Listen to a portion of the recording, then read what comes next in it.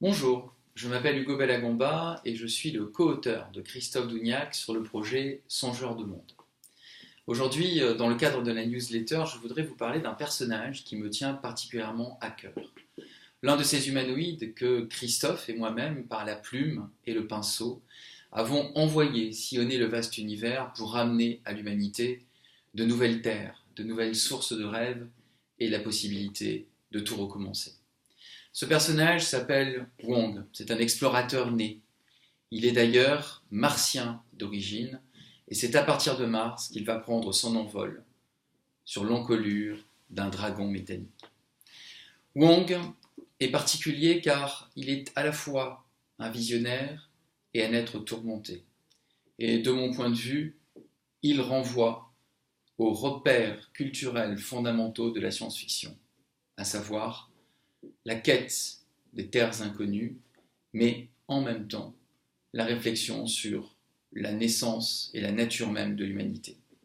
Wong pour moi est l'archétype du personnage vernien et je l'inscris véritablement dans ce projet comme l'héritier du capitaine Nemo et du professeur Lindenbrock.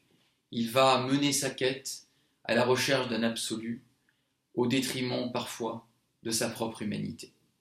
Alors bien sûr, je ne vais pas vous lire un extrait du texte que j'ai écrit sur Wong, ni vous montrer l'un de ces magnifiques tableaux peints par Christophe et que vous découvrirez dans l'ouvrage lorsqu'il sera prêt. Mais je voudrais vous lire un petit extrait de Voyage au centre de la Terre qui me tient particulièrement à cœur et qui traduit bien ce que j'ai tenté de mettre en lumière dans le personnage de Wong. À travers l'étage des schistes colorés, de belles nuances vertes serpentaient des filons métalliques de cuivre, de manganèse avec quelques traces de platine et d'or. Je songeais à toutes ces richesses enfouies dans les entrailles de la terre et dont l'avidité humaine n'aura jamais la jouissance.